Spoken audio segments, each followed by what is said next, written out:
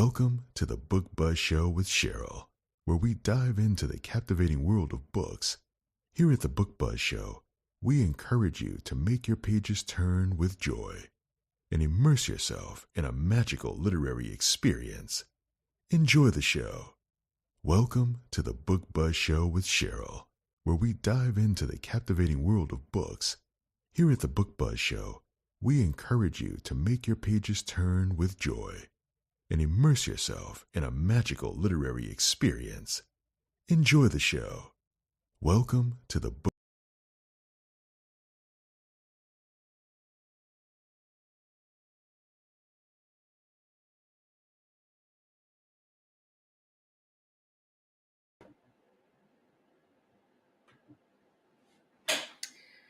Hello, and welcome to the Book Buzz Show. I am your host, Cheryl Brooks. And if you are new here, welcome. If you're returning, welcome back. And if you enjoy the upcoming show, please like, follow, subscribe, and share the broadcast.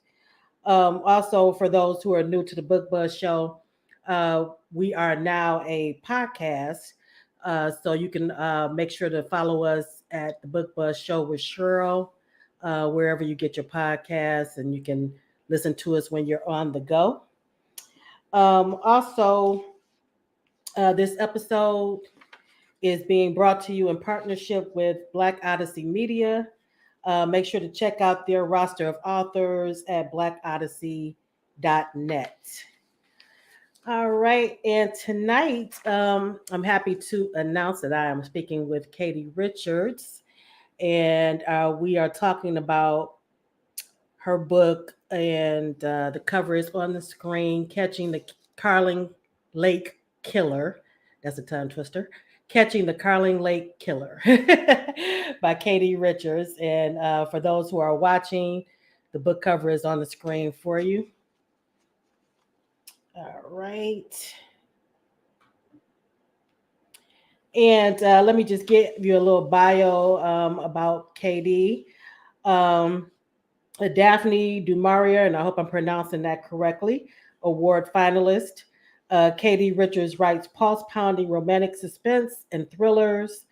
K.D was born and raised in Maryland, suburbs just outside of Washington, D.C. A writer since a young age. After college, she earned a law degree and worked as an attorney and legal instructor for 15 years, but never stopped writing fiction. She currently lives in Toronto with her husband and two sons. And I'm happy to have her with us tonight. I read her book actually for a book chat and liked it so much that I had to have her on the show. So I encourage anyone who hasn't read it to go out and get it. All right. And without further ado, let me bring on tonight's guest, K.D Richards, and my co-host for this evening, Shavana Futrell. I hope I'm pronouncing your last name correct, Shavana. All right. Don't forget to come off mute.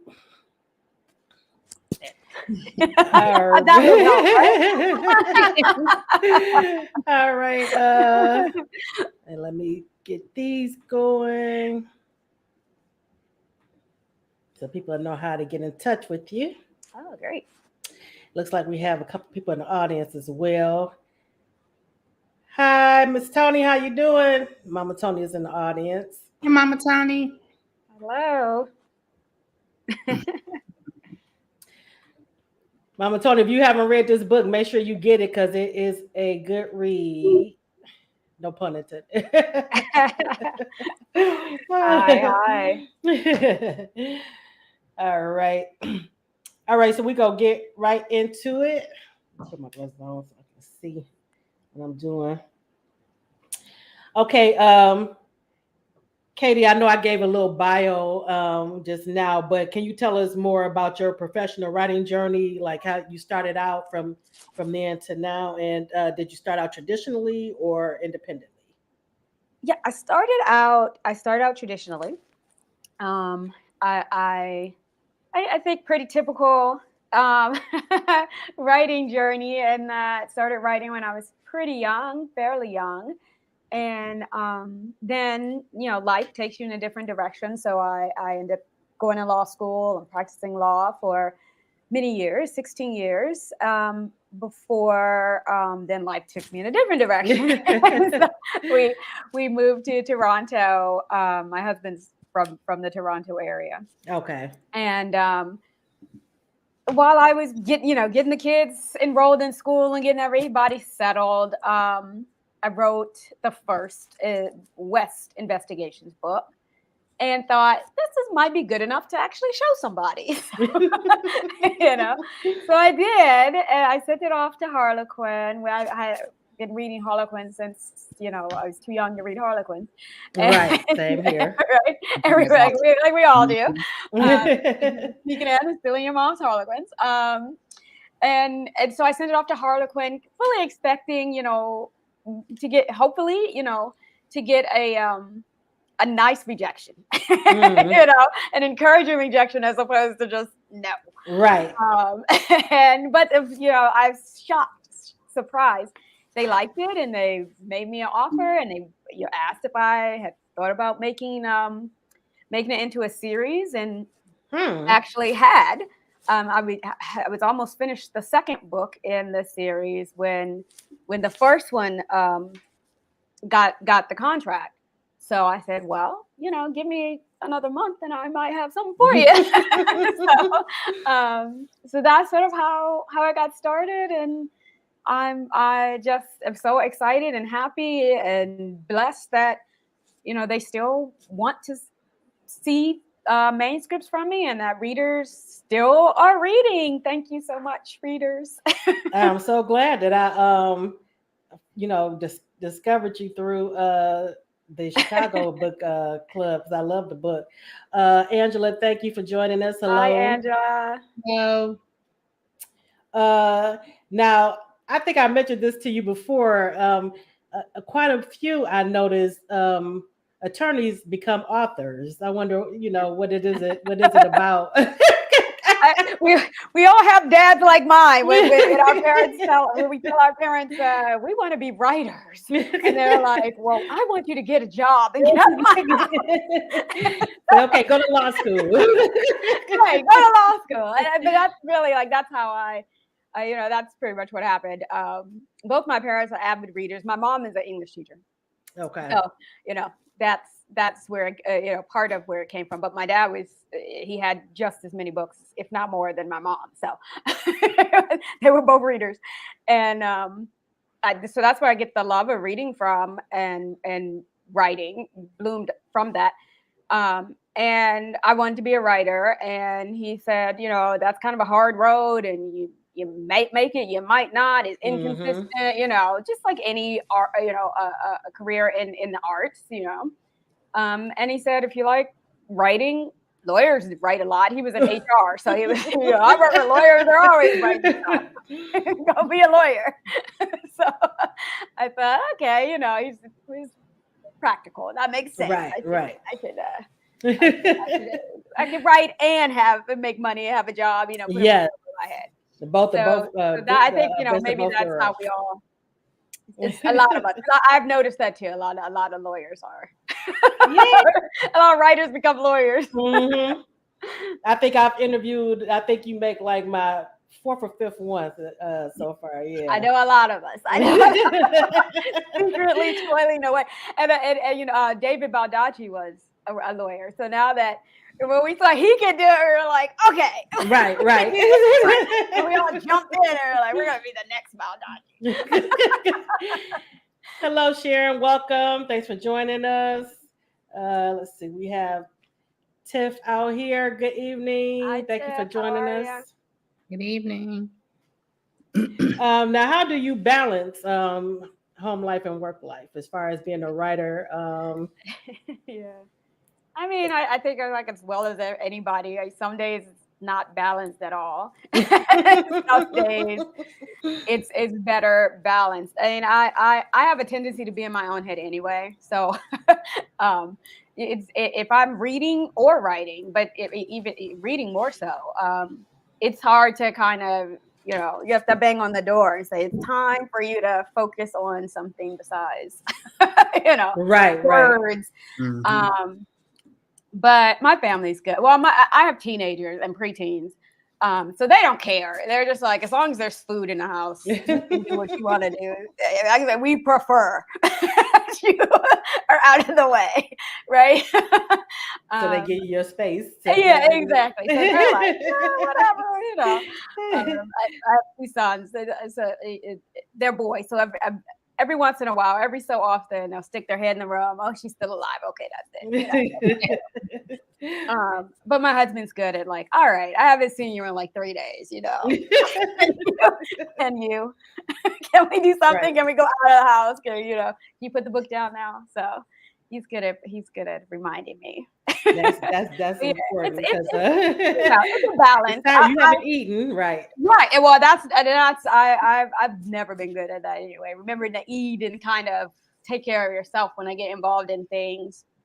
But I try to keep somewhat of a reliable schedule. And then having to, pick up the boys from school, take them to school, pick them up from school, take them to soccer and basketball and all that stuff. Okay. Forces me to, right? So Right. like any mom, you are forced to do some things, to get up and do things and stop and start kind of stuff. Now, I love romantic suspense and mystery and all of that. What are some of the challenges with writing that though? Oh, the biggest challenge is balancing the two, right? Because you're kind of writing two books in one. It's just in a way. Your characters are having a romantic arc, and then they're also having whatever the mission is. Somebody's chasing them, or somebody's trying to kill them. So there's like two things going on, Right. and you're trying to balance that. You don't want them to like stop in the middle of running from the bad guy to like have a romantic moment, because that's Yes. right? No, that's not realistic, and nobody's going to do that. So you have to kind of figure out, okay, how do I make romance in the midst of a serial killer chasing me? And that's not always easy. I can imagine. But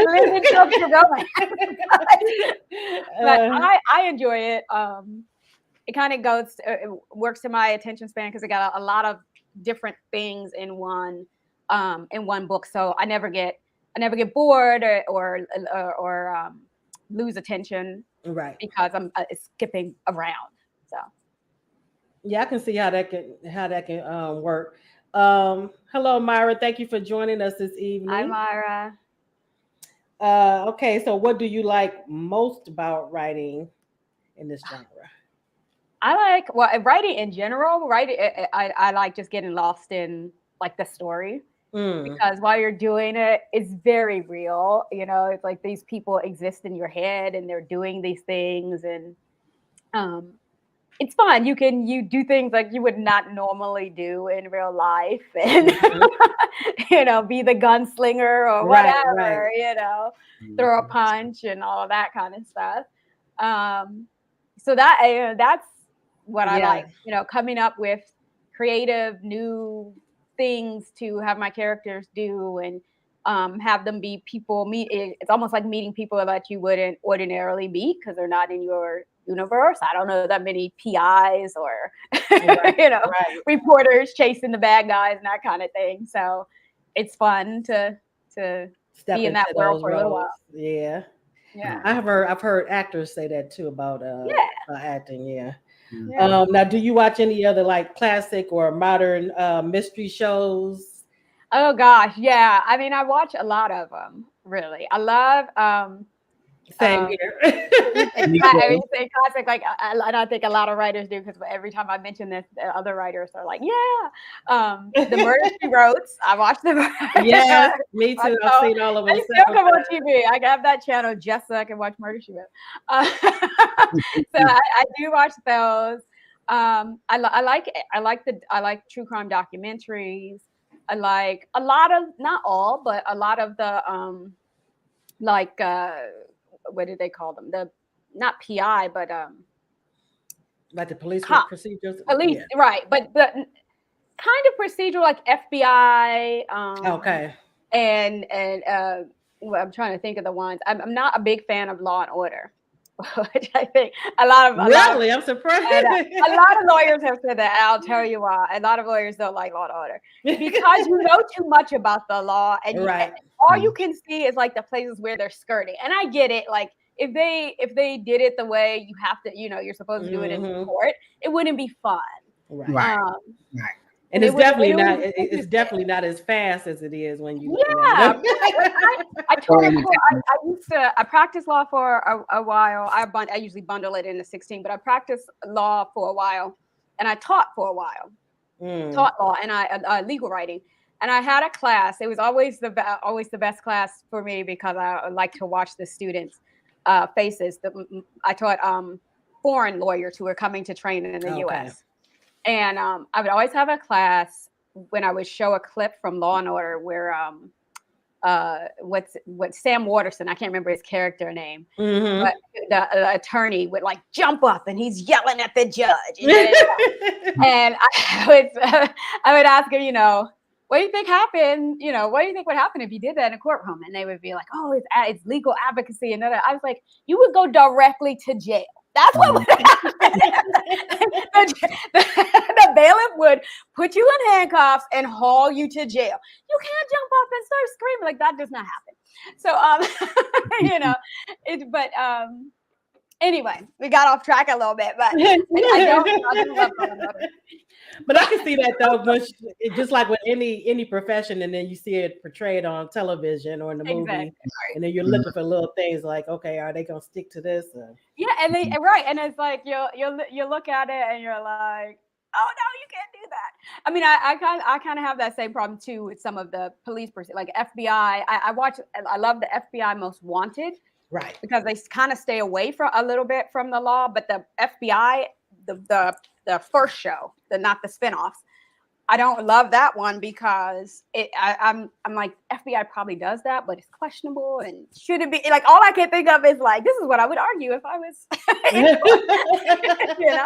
right? And so it's like I can't watch this show because it's I can't enjoy it. I'm like I'm writing a legal brief while I'm trying to watch it. Sharon is telling you Jack McCoy was his name. Yes, thank you. Yeah. So I love them. I especially love the true crime shows, documentaries, the true crime books, and they're not necessarily. It doesn't have to be like murder involved. One of my favorite is I can't remember the name of it, but it's about the robbery at a robbery in a Boston museum. It's on Netflix. I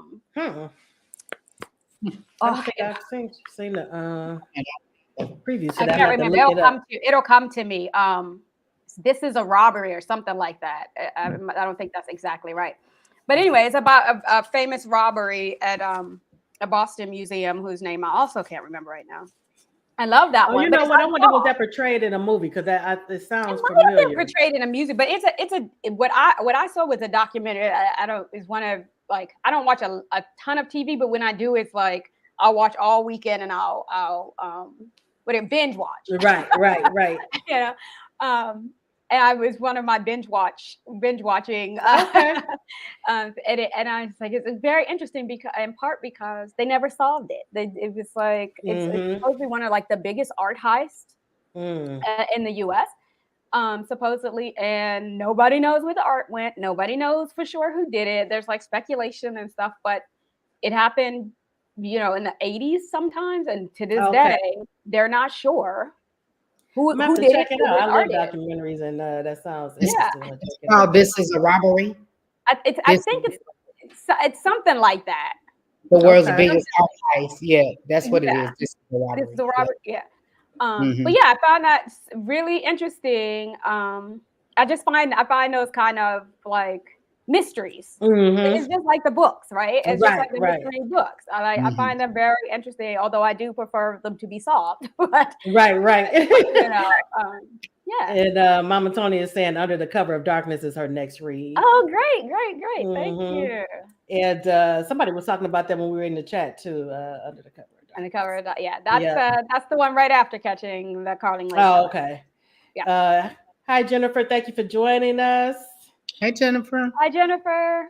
And okay, so I wanted to ask you if you could write in any other genre, which one would you try your hand at? Fantasy, for sure. I Oh, love reading fantasy. And I love reading fantasy myself. Yeah, One of I my think there's favorites. a lot in common with mystery and romantic. Well, a lot of romantic suspense in particular. A lot of fantasy does have a mystery Yes. aspect, right? Yeah. Something is happening and you don't know who the bad guy is, even if you think you know who the bad guy is. You know, Right. that's a trope that pops up a lot. It's not really who you think it is, and at least, well, I was gonna say more recently, but not really. Even more recently, fantasy has always had like a romance element, even if it's not like right at the forefront Right. of Right. it mhm. or 50% of it. But now romanticy is really making a charge. It's like you're getting a lot more romance in your fantasy, which I love. I like having Yeah, a I mix. do too. Yeah. As long as it's balanced, balanced well. Yeah. Yeah. I mean, I Because don't you want to still go to want all fantasy this. and read a romance. Right. Right. But when I pick up a romance, I want to read romance. But Mhm. definitely I can mix. I like the mix. So Yeah, I do um, too. it seemed like a natural. It would seem like a natural move. I don't know. A lot of people don't really think that, or a lot of people seem surprised when I say that. But I'm like, you should. If you like mystery, you should read. If you like romantic suspense, you should read fantasy. You probably like it. Like you said, it's usually some kind of mystery that they're trying to Yeah, solve. Yeah, some I kind probably of like it. something. Yeah. I think most people kind of think sci-fi. And I really Right. wish like stores and Goodreads and all those wouldn't do sci-fi / fantasy. They're really not the same. Just like any genre, there's some overlap. Right. But they're overlapping lots of genres. So, and we don't just lump them all together. Lump them all together. Yeah, Yeah, that's true. I wish So, they would separate them. what is a fantasy you would recommend? Oh gosh. Um, Good question. I'm late to this party. This weekend, I spent all week. It was not really a 3-day weekend, but my kids had the day off of school on Friday, so I didn't have to move around a lot. So I spent 3 days reading the Sarah J. Maas's Crown of Thorns. It's not trilogies. I don't know what you call it when there's 4. There's 4 books, and there's even a novella, but I didn't read that one. Okay. I love that. I have read her Glass. She also has she has tons. She has like at least 3 different series now. I'd read the Glass Throne, which is much older. Glass Throne series, and that was pretty good too. So if you like her, but Glass Throne is more, I would say, more YA, and Crown of Thorns is definitely adult. Now, who is this again? Sarah J. Maas, Maas. Okay. I Okay. hope I'm saying her name I right. don't think I've read anything. Oh, she's a big deal in fantasy. Okay. But also love, I can't remember who writes it, but it's Ash Princess trilogy. Sorry, Ash Princess is Ash Princess, Lady Smoke, and Queen of Embers. Those are the 3 books in that series. They were really good too. I can't go on. I love. I have a lot of them that I like. Okay. There's a lot of Yes, and that's one of my favorite. I love paranormal and fantasy. Yeah. I'm all in that supernatural world. I like the paranormal too. I have to be in the mood for. Well, I mean, they're all kind of because they usually have a magic element. But right. I guess when I think paranormal, I think like shifters and stuff. Right. Although a Crown of Thorn has shifters in there too, so I mean, it just like you say, they overlap, right? Yeah, it really does overlap. I like Kristen Painter. She does not really. It's I don't know if they have like a series name, but they're all intertwined.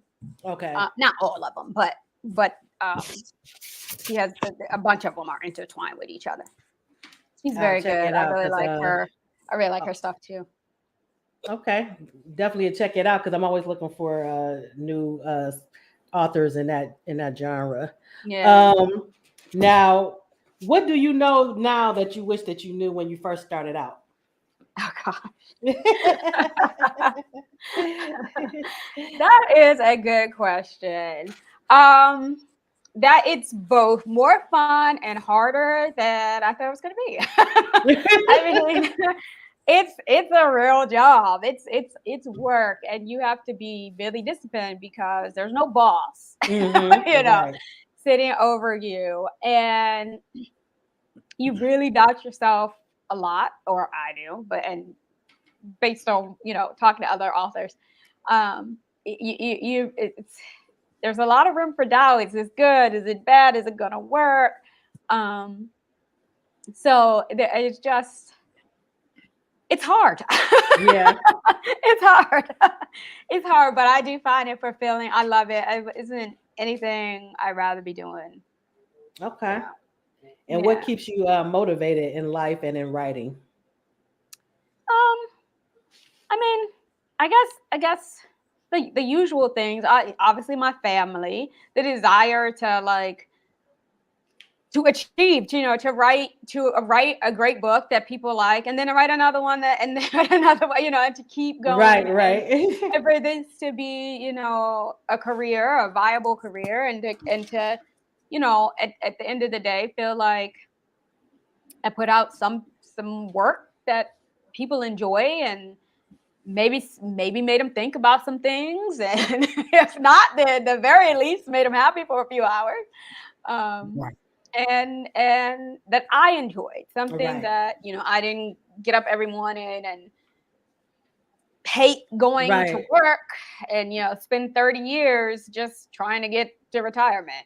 you know I really would, I'm really blessed that I can do something that I enjoy and that I That find fulfilling. that is definitely important.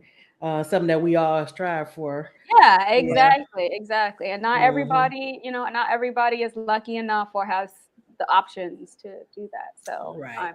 I definitely recognize that's a privilege. All right. And before we get into the characters in the book, this will be a good time to do the excerpt, I think. Oh, okay, great. This is the beginning. No real spoilers. So if anybody wants to read. You want to set it up, what you're about to read as far Yeah. as. So Catching the Carling Lake Killer. It's about journalist Simone Jarrett. She and Carling Lake Sheriff Lance Webb have kept their casual affair clandestine to avoid gossip. But as his feelings for Simone, or as Lance's feelings for Simone deepen, Lance becomes troubled by the knowledge that she's hiding something. And then after 20 years, the card killer strikes again. And Simone's secret puts her in the killer's sights.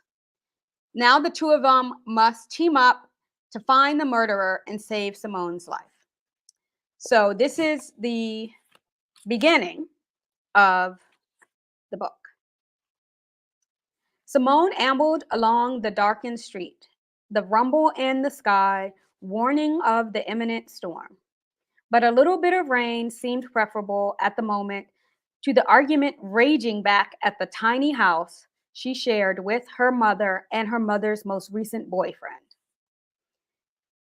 She was only 12, excuse me, but she'd been through this cycle enough times to know that the near constant arguing between Kyle and her mother meant that they'd soon be moving on from Carling Lake. That was how it always went. Her mother hooked up with some guy, and for a while, things would be good. If the guy was nice, he might take them out for burgers or pizza a few times, maybe even buy her a trinket or two. But eventually, they'd start arguing. Not a lot at first, but the number and the ferocity of the arguments always increased. Sometimes gradually, sometimes in what seemed like an instant.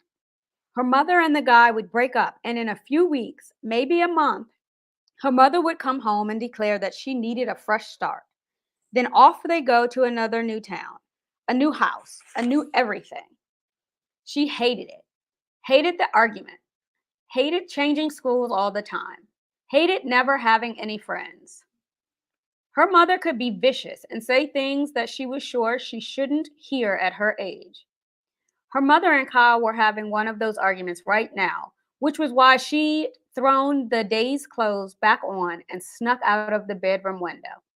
She didn't plan to stay out long, just long enough for her mother, Kyle, or both to storm out of the house. She walked along the road that ran parallel to the woods, separating the housing development where she lived from the nicer, newer one on the other side.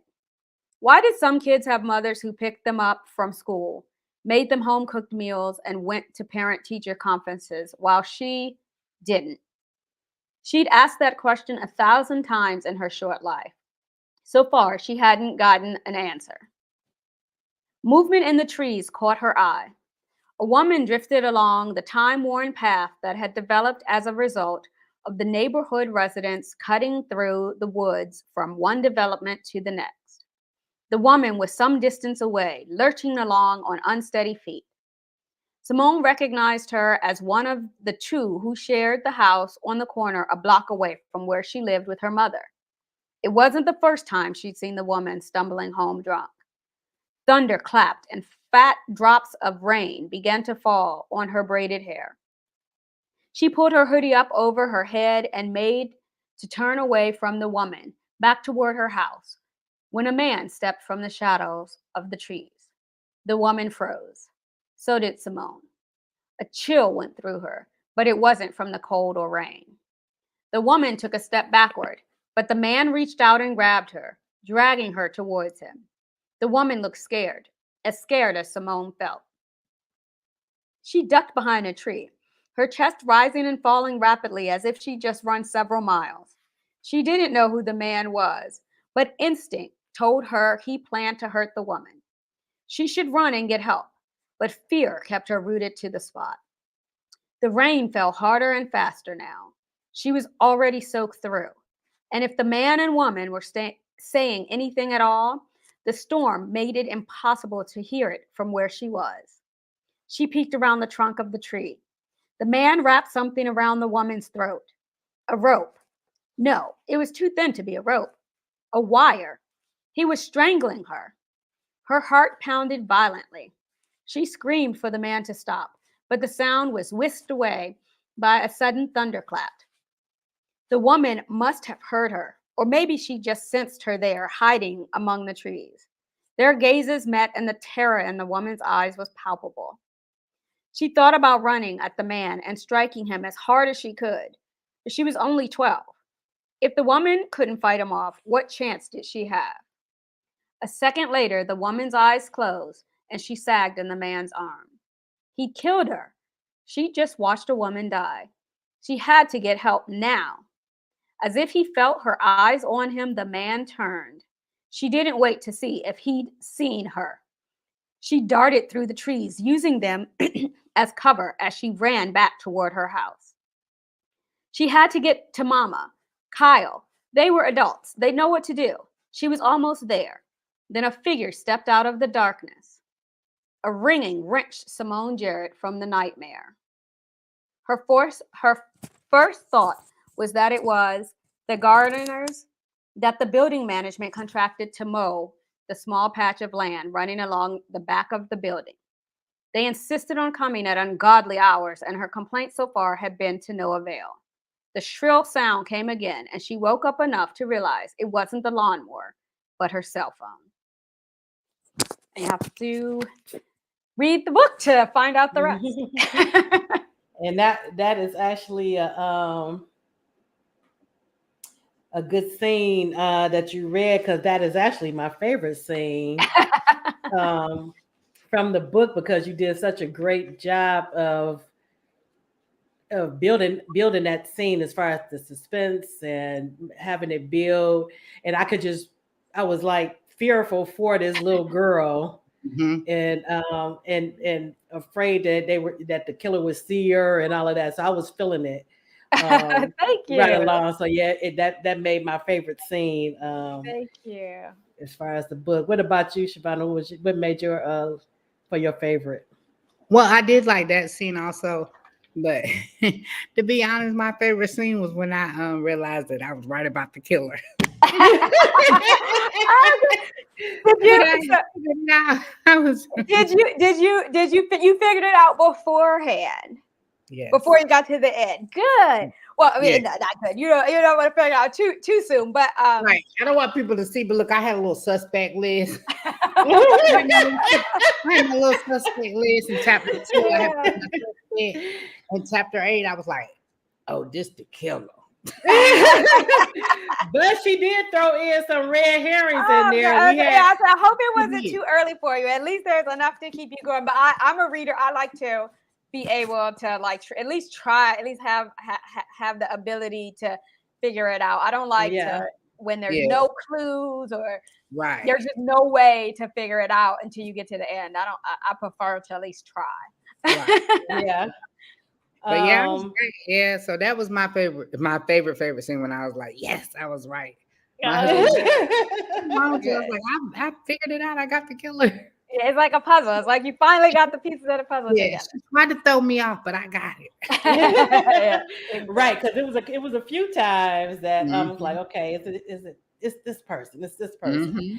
But yeah, that was a good surprised reveal. me too. Normally, I'm a writer with an outline, at least knowing I don't follow my outline actually ever really closely, but I do outline before I start, and then I usually have to know like who did it at the end because I need to know like where I'm going.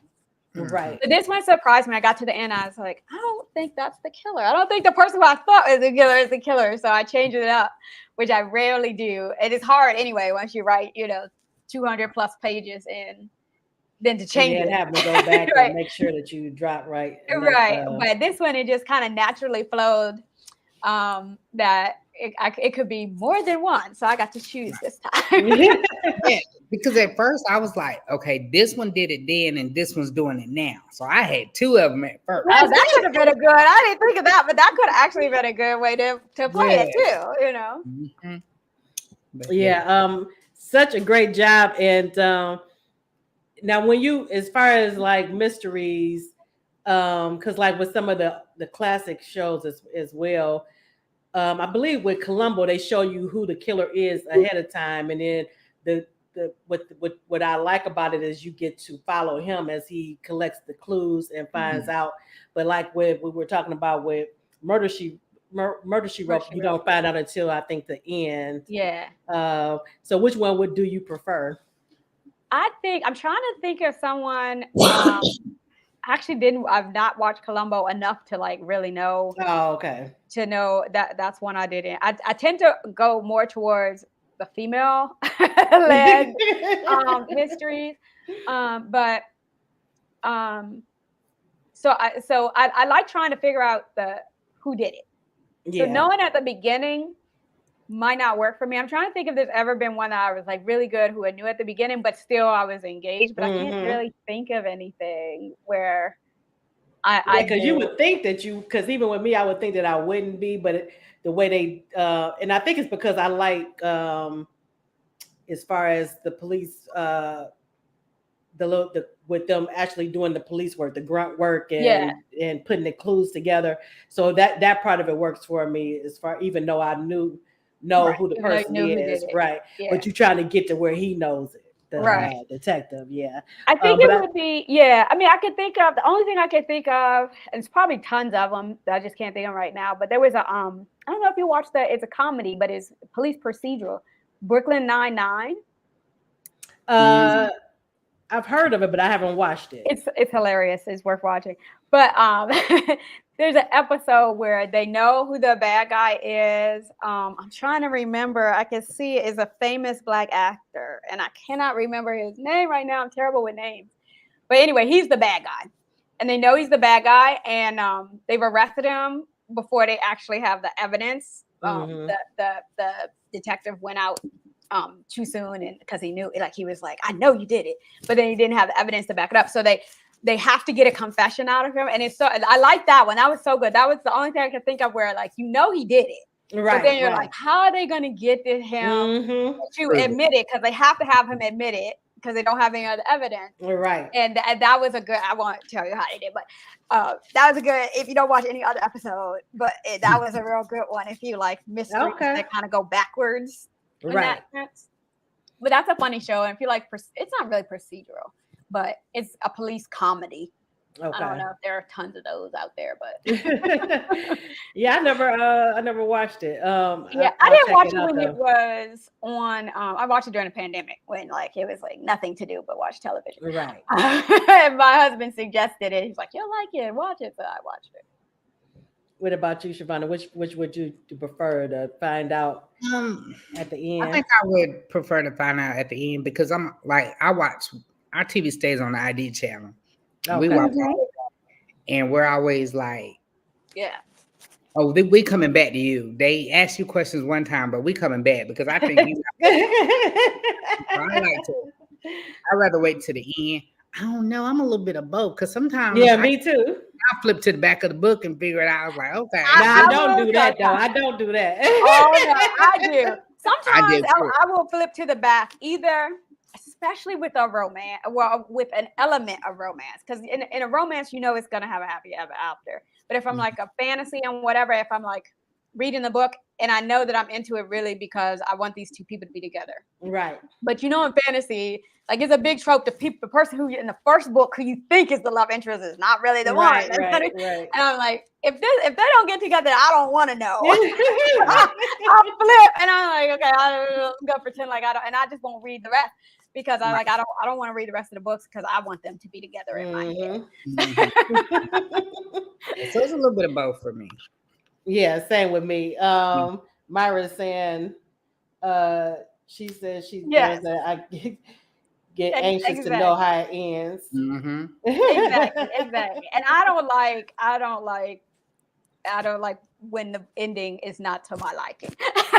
Oh yeah, same here. Yeah, I really Same like, here. especially when it's like a series and like you maybe have devoted years of your life and you don't get the ending. No. You know what I've been watching recently is I watched it for a while, but I haven't watched it in a long time until recently. Murdoch Mysteries is set back in the turn of the century, and what I like is that they bring in all the innovations of that time. So fingerprinting is just starting to catch on and things like that. So that was that kind of thing I like too. Yeah. I like the true crime. The one there's what is it called with the like Joe Kenda and the older Yes, I love officer, Joe Kimball. and they're like telling you how they solved the crime, like in the 80s, in the 70s, like before they even had all this technology. I really do it. Yeah. I love ATL side. That one's good for that one. Yeah, that one's a good one. Yeah. There's one I've been getting up early on Sundays to watch. Murder Tapes. It's the police. Yeah, we were watching it too. Mm-hmm. Yeah, if you watch ID, I mean, we probably watching the same thing. See, I hardly ever watch that, but I like because that's too real, I think. But I mean, you don't see anything on that one. You just you follow police, but they don't show you the gory part. But you follow the police as they solve. I mean, it's almost on these ones, I guess like most homicides, it's almost always somebody he knew, family member. You know, you can almost guess from the beginning who did it. Right. Yeah, it is interesting. Sharon said the book has to be boring for her to skip to the end. Yeah. Sometimes I will skip to the end because it's boring, but I'm invested just enough to know what happened at the end. But I don't want to read another 2-3 hours or however long, you know. Yeah, I did that too. If I do one that's boring and I go to the end, then I'll read backwards. Oh no. I get to that point where I was, I never did that either, but I can see it. There are definitely books I like the first quarter I've read or the first third, even the first half, and then I'm like, yeah, that's not good enough to. Yeah, and then I'll put it down. Yeah, but I know the first half, I know the end, but I don't know anything in between. Right. Now, this book was set in a small town. What was it about writing in a small town that you like or didn't like about writing in a small town? I love mysteries in a small town because I mean you can't stay there forever because it's like the murder she wrote. Right. And because I like when she goes out. Right. When she goes out. Only crazy people who have a death wish with it. But small towns also have like people are like, oh, they're quaint and whatever, but everybody knows everybody's business. Everybody, you know, all the dirty deeds and whatnot, because there's not so many people looking, or they think that there's not so many people. So I mean, I think small towns have more dirt than people Yeah. believe they Right. have. I think they're doing just as much crazy stuff as in the cities, but it's more suspense to it. It's quieter, and So I think it's fun to go to, because people wouldn't expect, because yeah. usually you think of the small town as being the safe.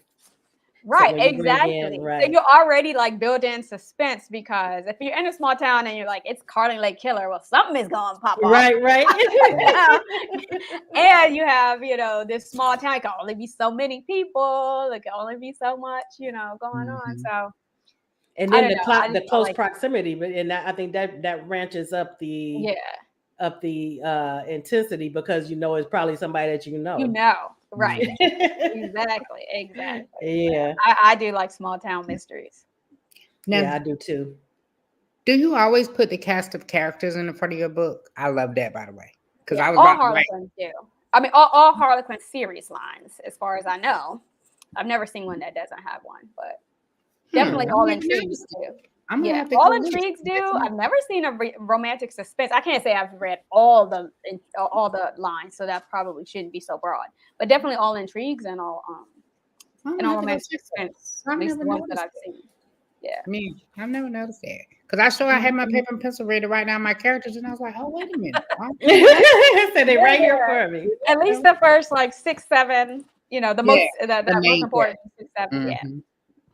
And this book is based in the West. What is it called? The West Investigations world.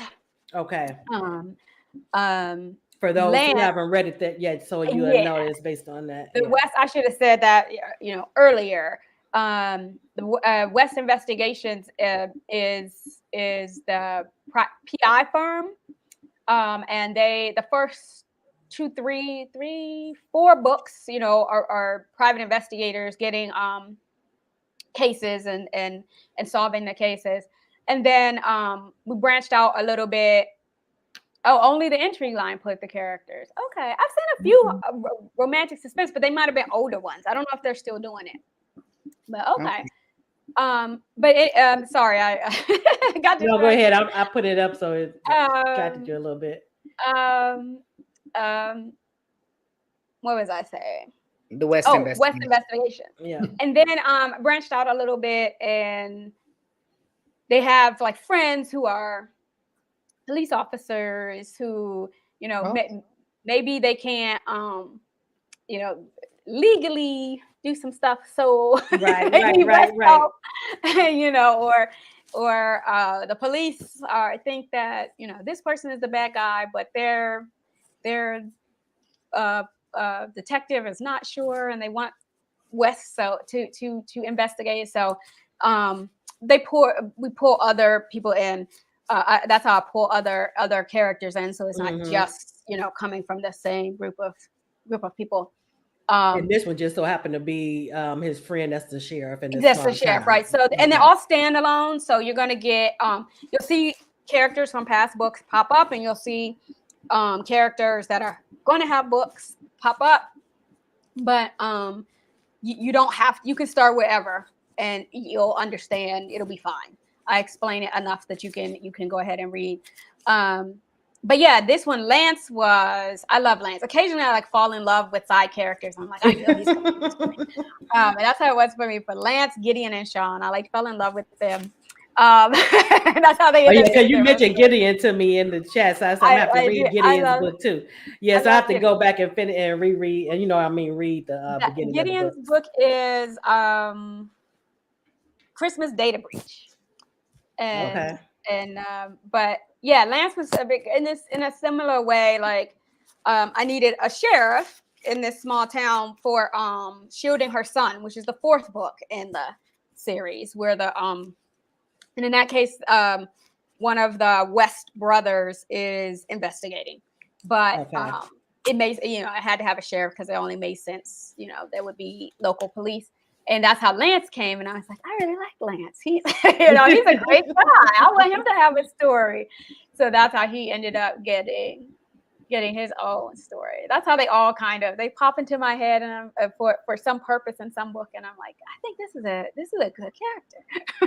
And Mama Tony says she enjoyed Missing That Christmas. I have to check that out too. That's Sean's story. I always say whenever people ask me, are any of the characters like any people I know in real life? Sean is like the closest to my actual brother, who is not a PI anyway, but he's funny, and he's just like, he's gonna light up a room. He injects himself into everything, and like the picking or the relationship between Sean and Ryan, where they're kind of like pick with each other and mess with each other, but they have each other's back, is like closest to my brother in my relationship. So okay. I'm like the oldest, and so it's just like Ryan, and Sean is the youngest, and so Ryan is like, ugh, little brother, and Sean's like, I can't wait to read about them, because in this book it was James, right? That was in this book. Yeah, James is so there are 4 West brothers. Okay. James is the oldest. Brandon is the second oldest. Brandon's book is Under the Cover of Darkness, and Ryan is the head of West Investigations, and then there's Sean. He's the youngest. He's the baby. Okay. But they're not in that order, just because I didn't think of them in that order. But I noticed even with reading this one, and this is book 6, right? Catching the Carling Lake Killer, yeah. Okay, so because I read this one first, but I didn't feel lost at all. I mean, you gave enough because I knew that it was like other books just by some of the things you mentioned, but I wasn't lost in it or anything. Yeah. So yeah, anybody who read out of order like me, you'll be fine. Okay. You'll be fine. And not all the brothers pop up all the time. James and Brandon are only like tangentially involved in the investigation, although they'll jump in when they feel like it. They show up. They have their brother's back, I guess. Yeah, right. Exactly. They show up. They all, their father. And I've been thinking, like, I gotta find like a novella or something where the father has his own story. But right now he's kind of semi-retired, hanging out. Okay. I haven't figured out what his story is. I look forward to that too. Yeah, me too. So let's get into the romance a little bit with their relationship with Lance and Simone. Now, when we start the book, it starts out with them basically hooking up with no strings attached. At least that's what they say, no strings attached. Right. And they're not admitting, I guess they're starting to come to realization that they care for each other more than they want that they're letting on. Now, what was the reason as far as like not letting anyone know that they were seeing each other? Was it just because of the small town gossip, or was it something else? Yeah. Well, for Simone, Simone was really the one who was concerned. She's a journalist, and you're right, she's a journalist in a small town, and like the police chief is going to be a source. Like, it's not possible. Right. Like, she's not going to have to ask him questions at some point, and so she didn't want, just like women in any industry, like, you don't want to be seen as, unprofessional. Mm-hmm. So that was part of it. Other part of it was, she has this history that she's hiding. She's there kind of to figure out if the part that I read, the excerpt that I read, is that really a dream? Did it actually happen? Because this is a tiny spoiler, but if you read like 4 more pages in, you'll find out that she told her mother, she went to her mother and told her what she saw. Nobody really believed her. They thought, it was the rain and you were upset and blah, blah, blah. So, she has this whole like history that she hasn't really told anyone about. And she just got things going on. And she's like, I don't have time to fall in love, even though she has feelings for him. Mm-hmm. And Lance is like all in right away. Yeah, you know what, it looked like that. But you know what I'm thinking too, because of how she was raised and how her mother went from Yeah, relationship to relationship, and it exactly. was never stable. That Yeah, too would probably keep her from, really trusting a relationship to be absolutely. strong. Yeah. So I like the dynamic with the like one person is really into it and one is maybe not as into it, or at least not as willing to say There. that they're into it. Right. So Yeah, yeah, I like them, and I like their relationship, and how comfortable they were with each other, even when they weren't. You could see that they had a stronger bond than what they were letting on, Mm-hmm. just from yeah, their interaction. Like when she walked in and he was at the house already at the apartment in the shower, right, right, right. right?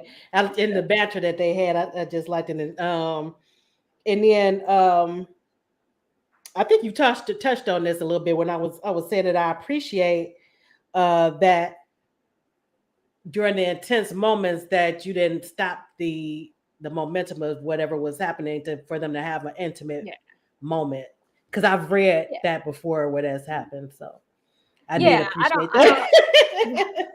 that. That's like one thing that would make me stop reading, like right there. When the killer is knocking on the door and they're like kissing, and it's like, no, no, nobody's doing that. Or bombs are falling all over their head, and then Yeah, yeah, it's like you gotta figure out a way to balance the everything, but that's not how it is. No, nobody in there, right? Because like if you get to the point where you're like, I just kill him, if you just want the bad guy, catch him, kill him. I don't care.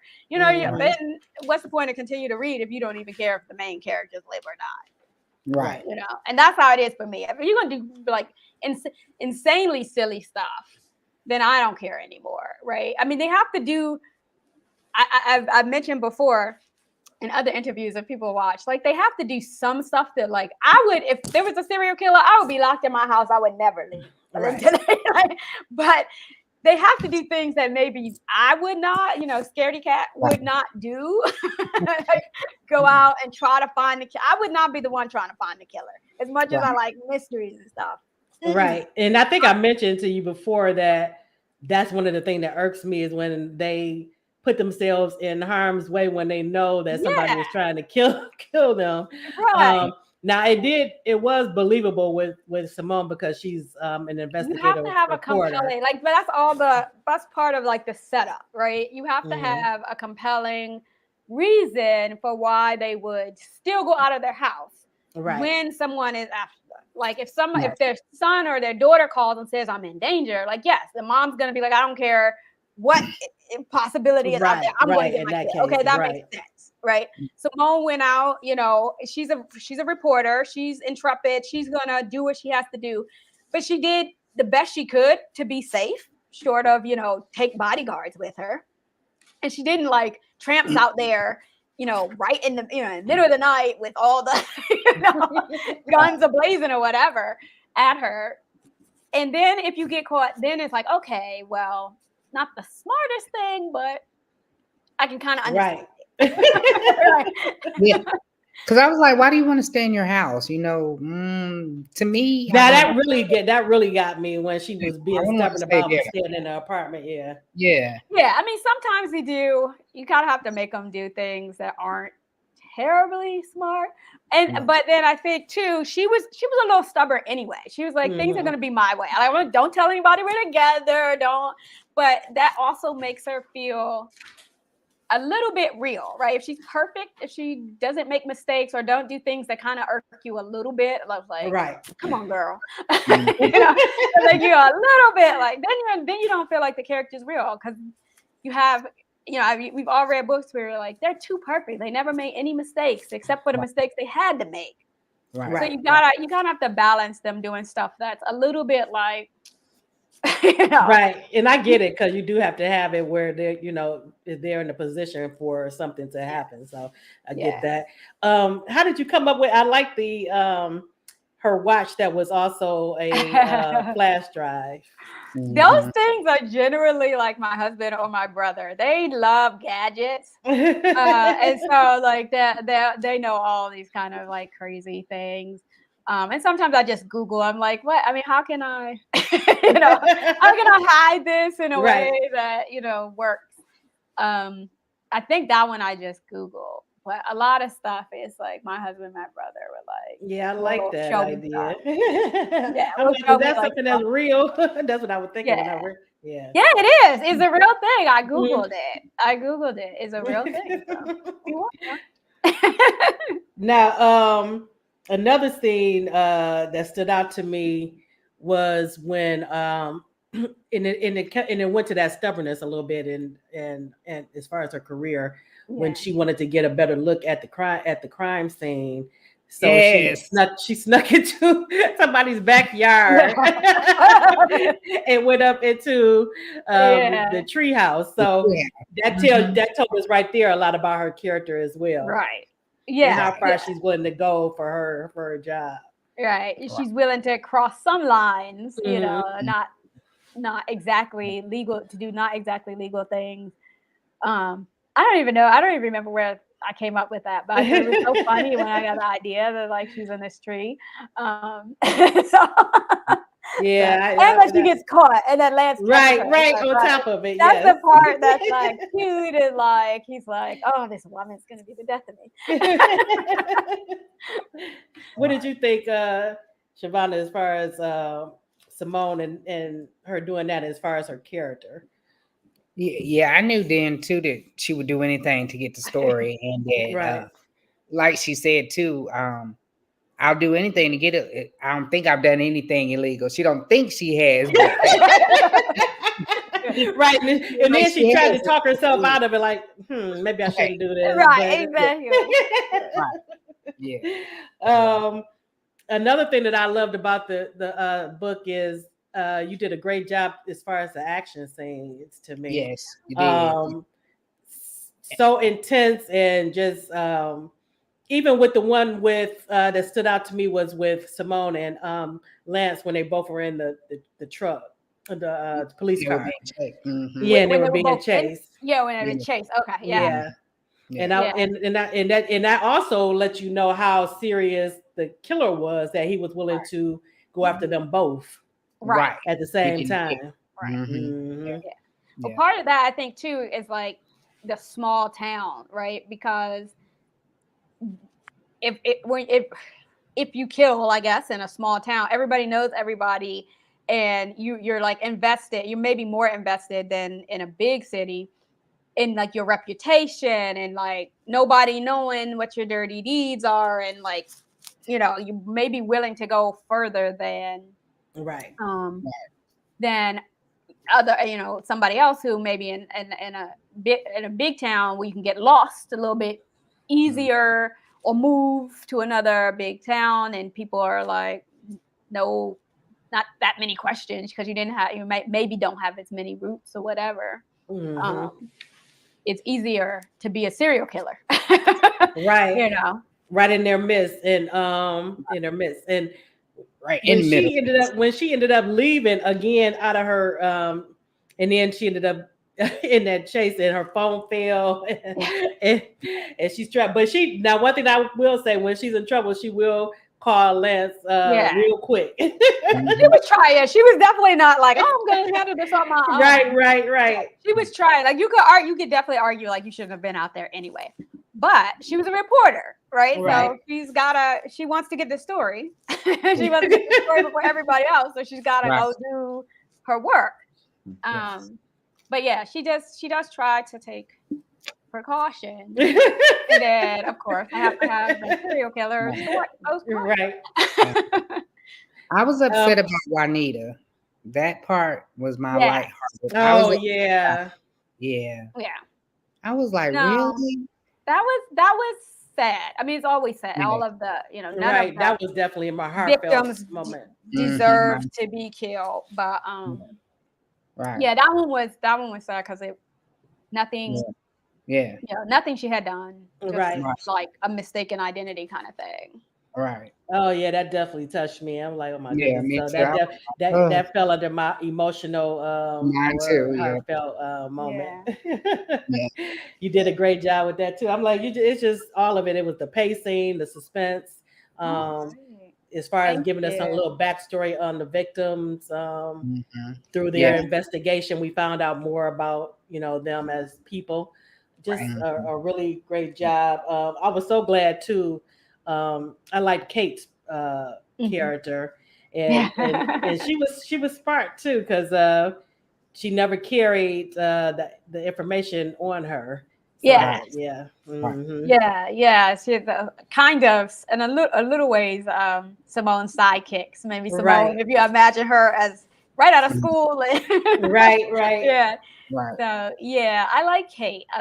Actually, I had her in a different story that I thought, and I ended up cutting her because it wasn't working. So I was happy to see her. I was like, oh, that's where this Oh, is the good. story Okay. she's supposed to be in, not that one. All right. Well, time. I can't believe time has flown like this. We're at the end of our session, but before we go, we were going to do a giveaway. So what you can do is and same as I did last time, if you go to our previous broadcast, the one with Cheryl Lister, I asked her a question as far as what are some of the challenges in sister friends, basically in female friendships. If you give me her answer, the first that puts it in the comments. If you can't get it right now, I'll keep an eye out for the comments and after the broadcast, and then I'll let K.D know which one gets the correct answer.